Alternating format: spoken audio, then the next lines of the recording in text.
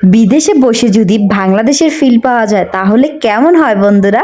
আসসালামু আলাইকুম বন্ধুরা, আমি আইমানের মা। আমার চ্যানেল থেকে তোমাদের সবাইকে স্বাগতম। আজকে নিয়ে এসেছি সৌদি আরবের শক্ত মুরগি।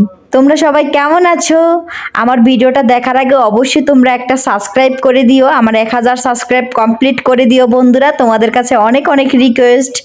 তো চলো তোমাদের সাথে রেসিপিটা শেয়ার করা যাক। এখানে হচ্ছে আমি পেঁয়াজটাকে ভালো করে কষিয়ে তারপরে এখানে দিয়ে দিয়েছি সব মশলা, সাথে দিয়ে দিয়েছি আদা রসুন বাটাও।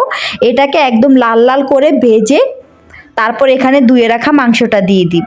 এটা হচ্ছে সৌদি আরবের শক্ত মুরগি, বাট এটা খেতে ঠিক বাংলাদেশের পালা মুরগির মতো স্বাদ পাওয়া যায়। তো এটাকে আমি পানি ছাড়া প্রায় 10-15 মিনিট এটাকে ভালো করে কষিয়ে নিব।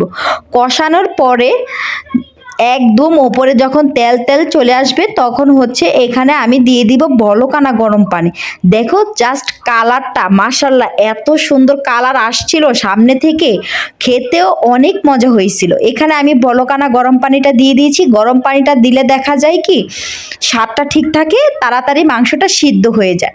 এখন মাংসটাকে আমি ভালো করে ঢেকে দিব। ঢেকে দেওয়ার পরে আস্তে আস্তে করে এটাকে আমি সিদ্ধ করে নিব। জালটা বেশি বাড়িয়েও দিব না, একদম কমিয়েও দিব না। এখানে দেখো জাস্ট আমার তরকারির কালারটা দেখো, এত সুন্দর কালার এসেছে মাশাল্লাহ। পানিটাকে আস্তে আস্তে করে শুকিয়ে নিয়েছিলাম। তা আমার ভিডিওটা কেমন লাগলো বন্ধুরা অবশ্যই কমেন্ট করে জানাবা। আর আমার পাশে থাকবা, আমাকে একটা সাবস্ক্রাইব করে দিবা। টাটা।